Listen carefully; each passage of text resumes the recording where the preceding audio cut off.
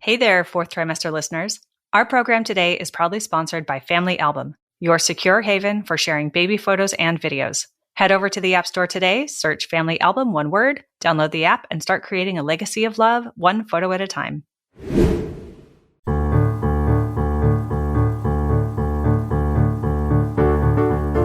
Hi, I'm Sarah Trott, and welcome to the Fourth Trimester Podcast. I'm a new mama, and this podcast is all about postpartum care for the first few months following birth, the time period also known as the fourth trimester.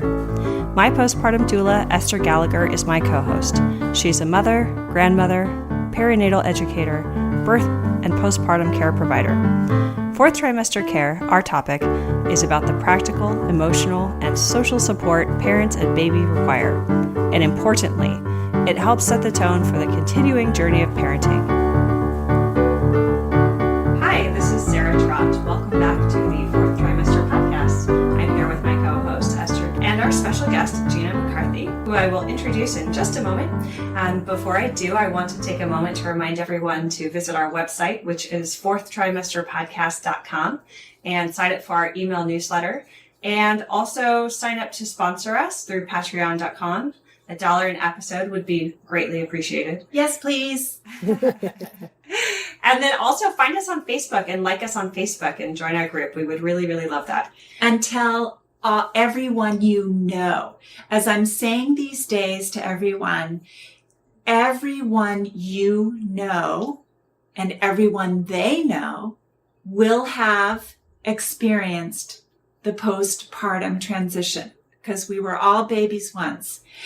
And everyone you know will experience the fourth trimester transition sometime in their adult life, even if they don't know that's what's happening. We are all in this together, and we can all learn. And we need to in this culture. So we're so honored to have Gena McCarthy with us today. She's an RN, MFT, and EMDR, so we'll ask her to explain those to us.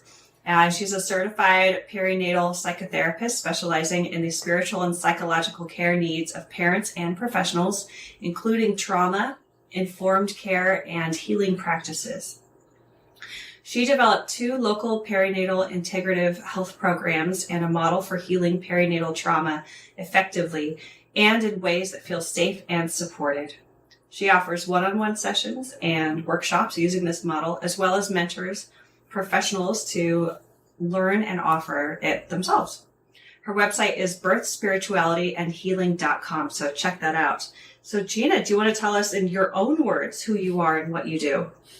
And welcome. Thank you. Yes. Yeah, thank you. I'm so glad to be here, and I'm so grateful that you're doing these offerings. And what I think Esther just said, how we're all in this, that's very core to the work I do, that all of us are facing really the same psychological and spiritual needs and growth issues.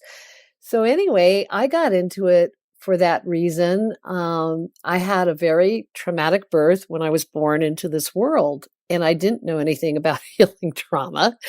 And then later in my adult life, when I wanted to have a child, I kept having panic attacks, and I didn't know why. And at that point, I was a marriage and family therapist and also a nurse, but I didn't know anything about really healing trauma. And so eventually I started learning things, and I'd say I actually started learning about 50% of what I know now when I had my child. And then I really kind of learned the other part after. And that's how I was able to develop this model that is nourishing and feels good and is effective. And, I realized what was true for me is true for a lot of people, that unless you really feel kind of nourished and safe, you kind of don't want to do it. And so I'm really happy for this opportunity to share how you can really heal and have a pretty good experience doing it. Well, That's so wonderful. And Gena, we're going to call this our birth trauma healing episode. Yes. That is going to be the topic and the theme for this conversation. Yeah. And Gena, I feel like, the time is so right. I know that some of us have been doing this work for quite some time, various aspects of this work to do with the fourth trimester. And I know that the subject of birth trauma has really come to the fore. And one of the things I just want to make note of before I hand it back to you to kind of move forward is that, birth trauma is one of those things that is often multi-generational. So our mothers had a traumatic birth. We were born traumatically.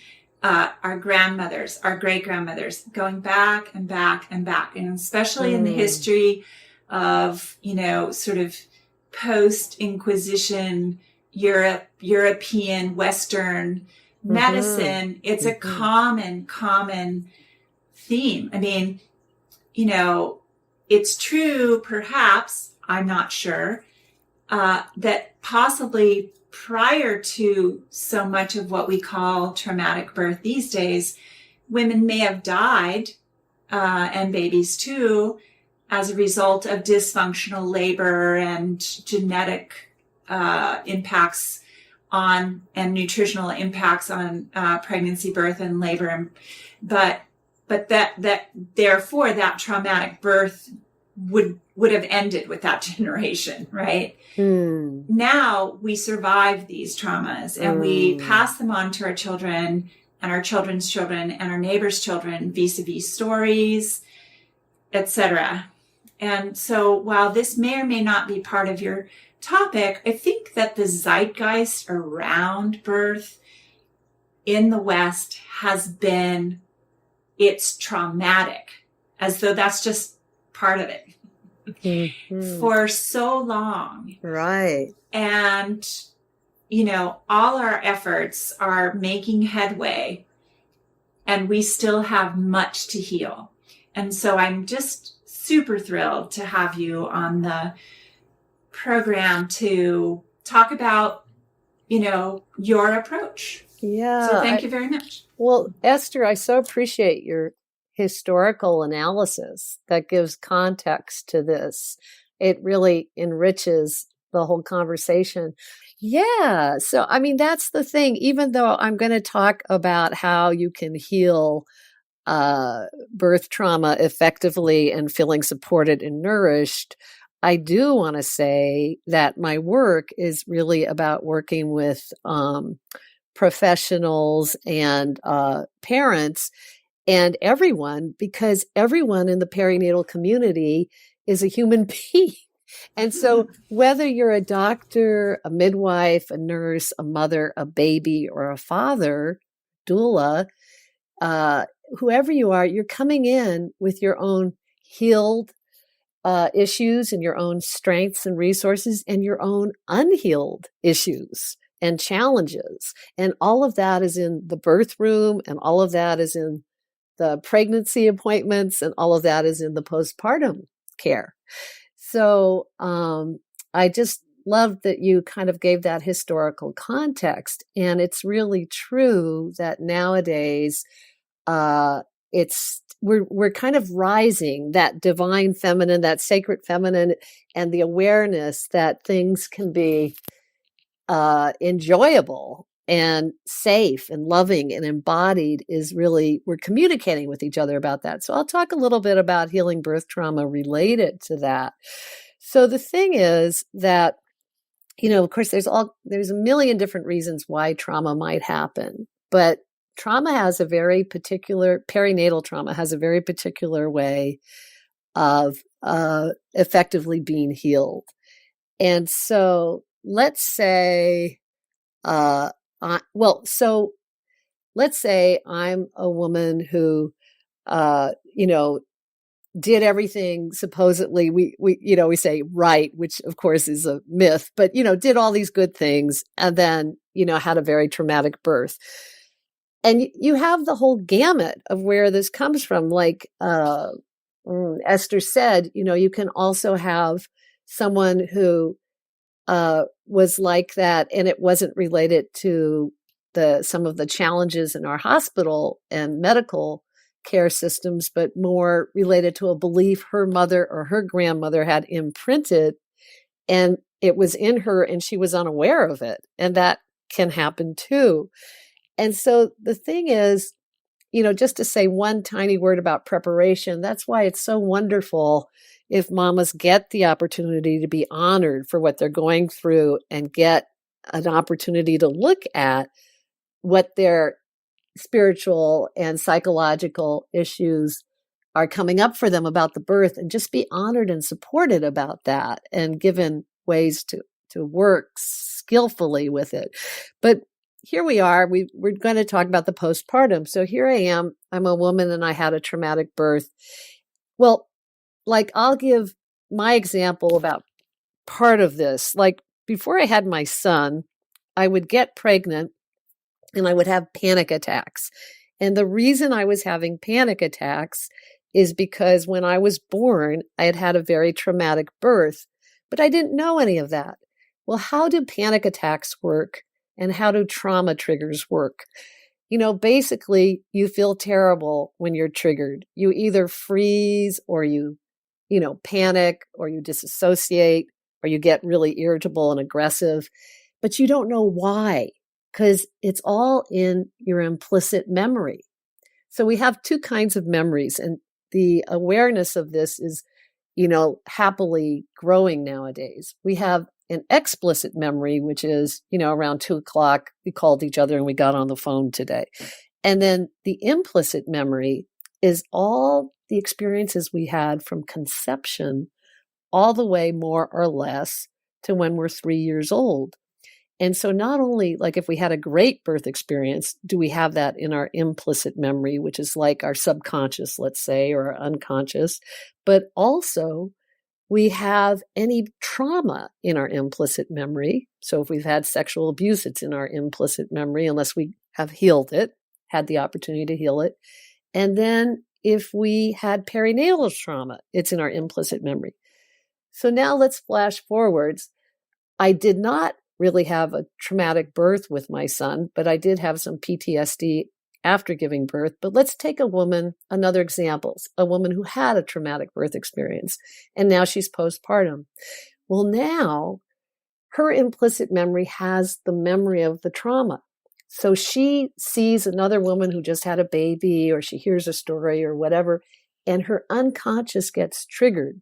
And what triggered means is you're flooded with the experience that it's happening to you now, even though it's not happening to you now. And so when I used to be triggered with my panic attacks and couldn't explain it, and for a lot of women, when they're triggered and they can't explain it, many of us feel shame because it's like, oh, I shouldn't be feeling this. Why am I feeling this? But I am feeling this. So one of the things we want to educate women about is if they're having these kind of intermittent, very painful feelings, these triggers, they're not crazy and they can't explain it until they have an opportunity to heal it. And to heal it, what needs to take place is a very, very simple, relaxing practices that can reach the implicit memory. So happily, meditation, guided imagery, there's many practices now that easily and nourishingly reach that memory. So in my workshops, basically, I let women know what I'm kind of aiming to communicate now, which is, on the one hand, I show them a chart and show them how, the triggers, the painful, and for many of them, embarrassing trigger symptoms that they've been having are really suffering. They're out of their control. It's not like you can will them to stop. And then I teach them a practice that's very simple and swift to resource themselves so their nervous system actually can calm down and feel safe again. And I'm just going to say where you can get information about that practice, because I don't think we have the time to do it, but it's very, very effective. And of course, anything you do to calm down your nervous system will be effective. But there's a $8 tape on SoundsTrue.com called Tapping In Your Resources. And it explains in a very simple way how to do the practice.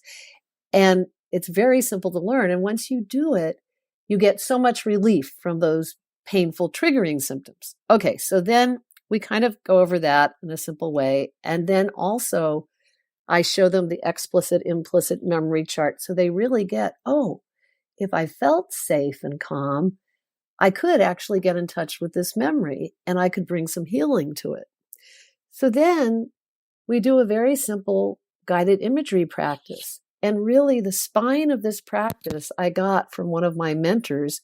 And it's also available online because, some women, they really need to get professional help or they need to get some form of help. And then some women really could do this visualization by themselves. So I'm going to mention it.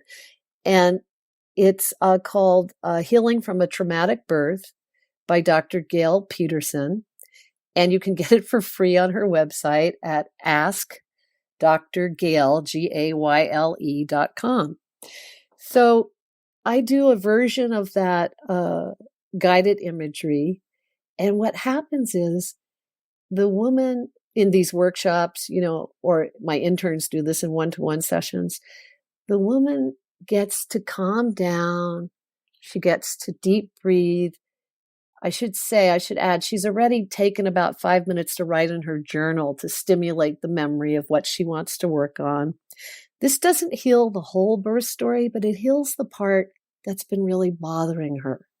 And then what she's able to do in that relaxed, slower brainwave state is bring support to that memory, bring forgiveness, bring compassion, bring whatever that younger her needed, including sometimes that younger her needs to know that she survived. Sometimes she's still back there thinking she's going to die.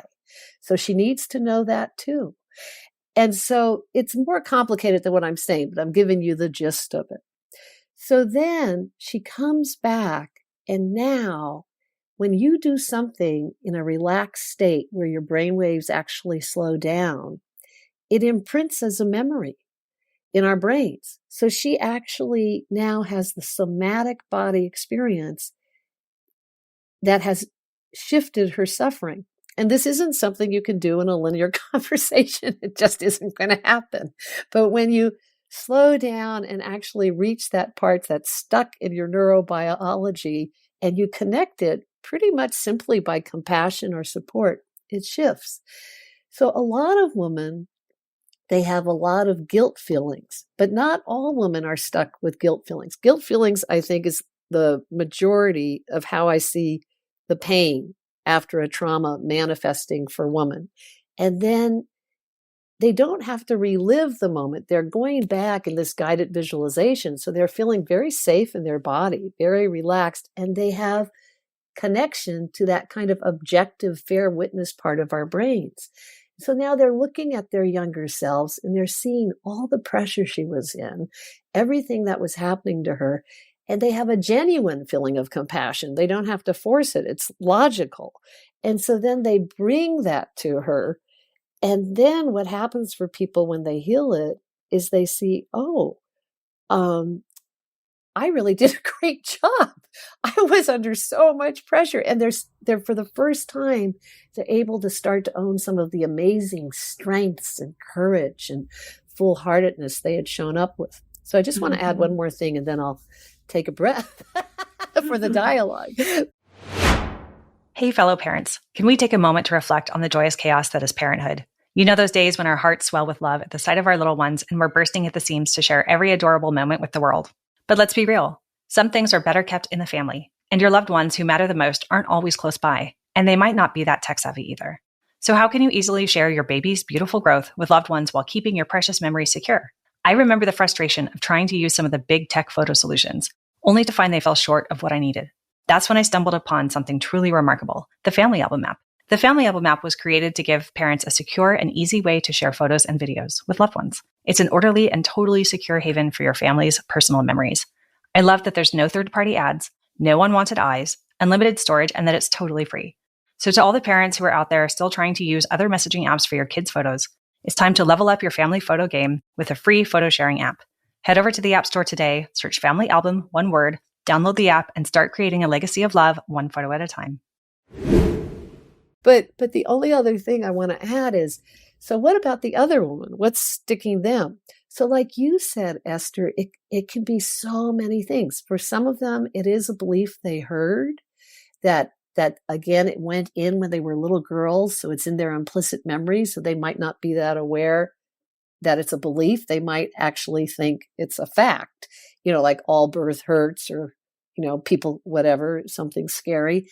And then for some of them, it's also related to other beliefs like, wow, I was always strong, but I didn't feel strong in this. Or, wow, I never felt strong and I wasn't strong enough in this. Or, I never stand up for myself. And again, these are like unfair judgments out of context, but that is actually where different people's trauma is attached to. And then when you slow down and do these healing practices, it gets unattached. And then not only does their self-esteem that they deserve to have come back, but their relationship with their babies open up because, yeah. There's a lot more spaciousness in the mind and the body for being present, right? Being in the present moment where your baby usually is if you're in the fourth trimester. So, Yeah, that's another really good point, which is the babies are in a much slower brainwave place than we are. Mm-hmm. And so when we've experienced healing, then we feel safer to slow down and connect with them and listen to them because they're totally aware and have their own experience they want to share with us. It might be obvious for some women that they've had trauma. Yeah. Is it always obvious? Such a great question. I don't think so. As always. Yeah, it's a beautiful question. Like, I think for a lot of women, they might not know that. And kind of one of the ways you could realize that is, I guess I'll go back and give my own example. Like, I didn't realize it after I gave birth to my son. What happened was, again, because at that time I didn't know everything I know now, I had healed enough to get pregnant and give birth, to feel safe, to, open to that happening.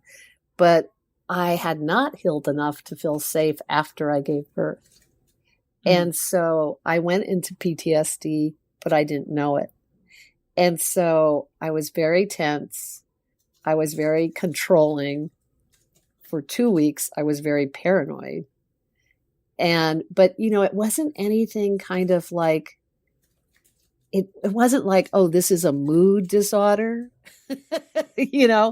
and so I would say if you find you don't really feel like you can relax, if you feel hyper vigilant, if you're not having a good time, if there's not moments, I did have moments of sweetness, but if, a lot of the time, or if you have some kind of, paranoid ideation, thoughts, get some help, check in. There's a lot more awareness now of PTSD, but I do want to say a caveat to that.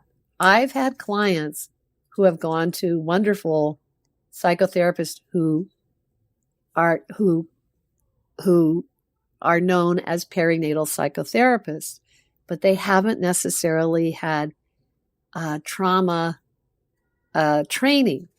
So what happens is they're very well-intentioned and they're using the skill set they have that works well for different kinds of situations, but it doesn't help with the trauma. And often, not always, because this is borderline. I don't want to get simplistic. But at any rate, so then a woman will go and she'll think, well, I went to therapy and I still didn't get better. I'm hopeless. I'm messed up. So it's really important when a woman has trauma to send her to someone who knows how to work with trauma.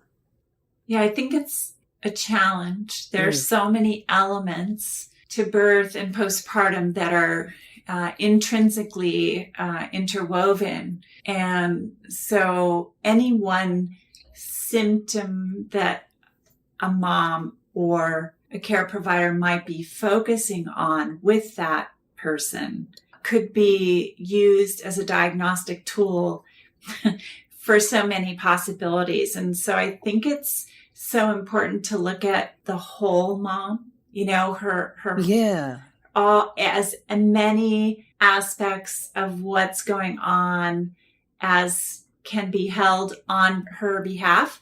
We're not asking her to hold it all, but we're looking into, is she eating? Is she sleeping? How's breastfeeding going? Does she still hold a lot of pain in her body?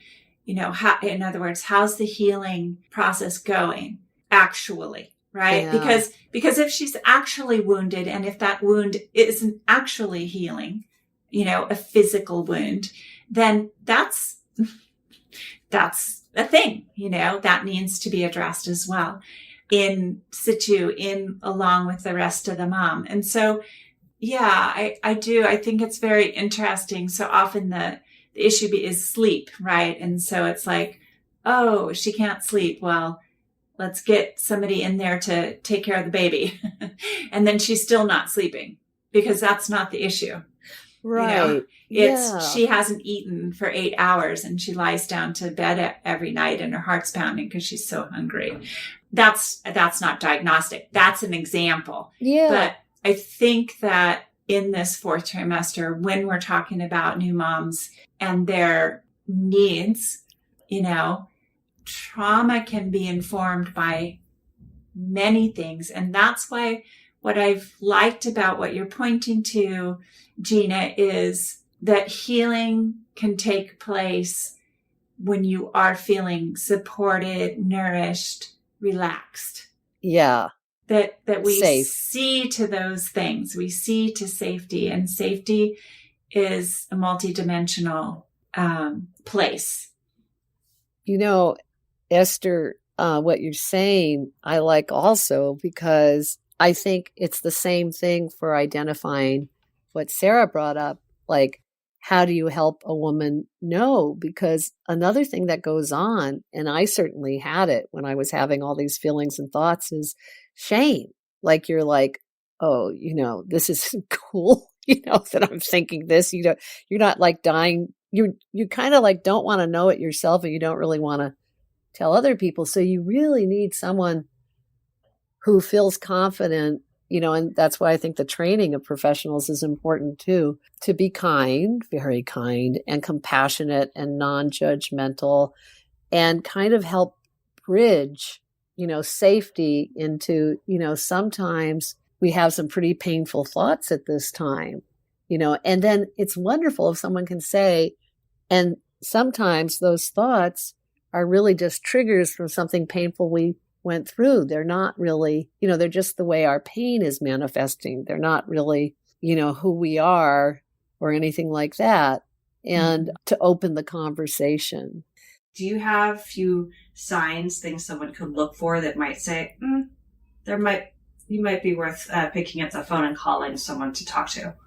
Well, there's classic symptoms, triggers of trauma. First of all, if you're being very hard on yourself, it's worth checking out. Like if your inner critic is really taking the front seat, or if you're having a lot of guilt, or if you're much harder on others than you used to be. And it is hard to notice. Or if you're feeling really tense or hypervigilant, or if you're feeling really overwhelmed. Because people have different ways of experiencing it, where just everything feels so overwhelming. And, you feel in this scarcity and you feel powerless. Those kinds of things, that's suffering that can be healed. And it's very likely it's related to trauma. Yeah. And then, just kind of unease, anxiety, never really feeling safe to relax or never really feeling, like there's the common new mother thing, like I don't know what to do, but like having that in kind of a painful, often way, frequent way. So I would say it's a lot about compassion for yourself. First of all, healing can happen. And if you really feel like it's just kind of hard, everything is kind of hard, it doesn't have to be that hard. And, with support, it can open up and feel a lot softer. I love that you're highlighting that there's hope for someone who might be feeling some of these things. Beyond hope. And I thought maybe, because I know our time is coming close, I'd end with a happy story about that. We would. That would be lovely. We would love that. Any stories or little exercises you want to take us through to end would be perfect. Little both maybe. But yeah, so just one thing is it's never too late to heal any of this. So again, it is a personal example, but I've used it a lot with many of my clients. So when my son now is 30, but when he was about 27, so 3 years ago, I was with a healer friend. And she said, so you had PTSD right after he was born. So, you were probably disassociated and you probably never had a chance to welcome him to your heart.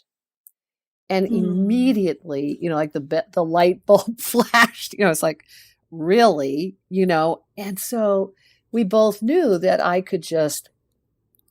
just immediately went into it. I just immediately started relaxing and starting to do a little guided imagery, went right back to that moment where he was born, and I welcomed him from my heart. And oh my God, you can imagine how beautiful that felt. And then after I welcomed him, and told him that I was so sorry I couldn't do it at the time because I was disassociated, but, just how happy I am that he's here. What happened in our relationship, and this happens for a lot of people I've worked with, is up until then, I had always had so much anxiety about my son. Is he okay? Will he be okay? Oh God, what's he doing now? My anxiety about my son went down from like 90% to about 10%. And it was so much more fun for both of us. It just really opened our relationship up in ways that never were possible.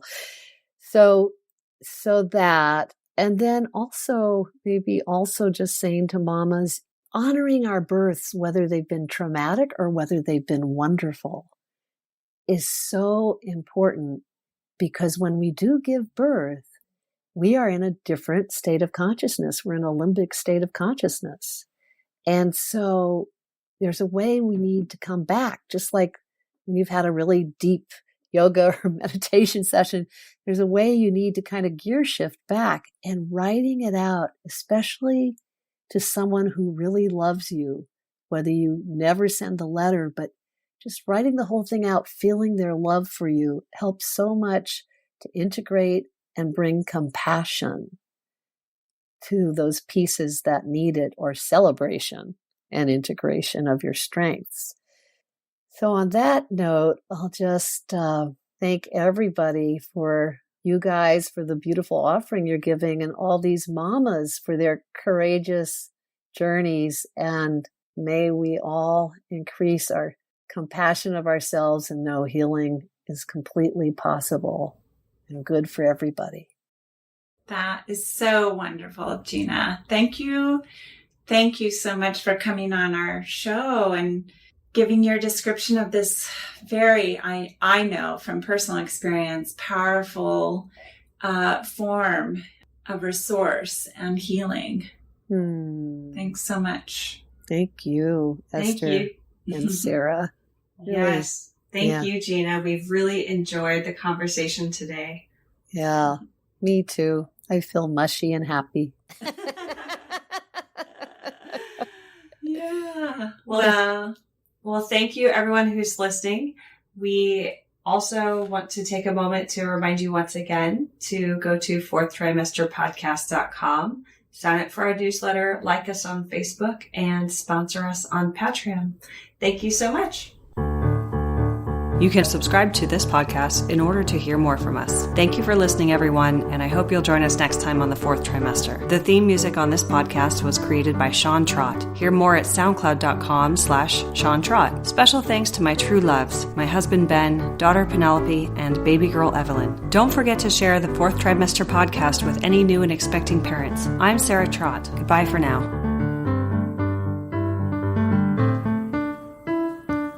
Hello again, bicycle man. I know you're doing all that you can. I wrote the song, simple and true.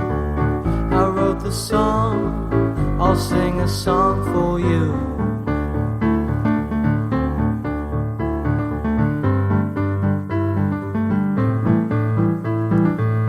You got your wheels, you got your gears.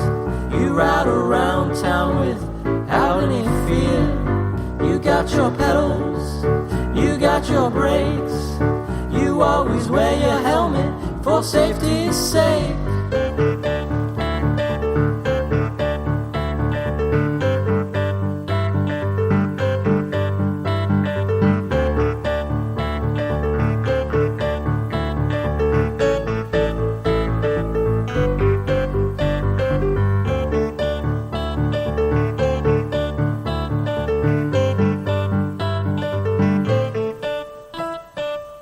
Hello again, bicycle man. I know you're doing all that you can.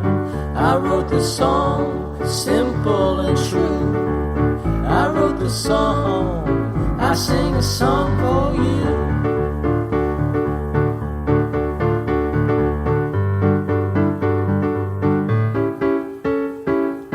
Hello again, bicycle man. I know you're doing the best that you can. I wrote the song, simple and true. I wrote the song, I sing a song for you.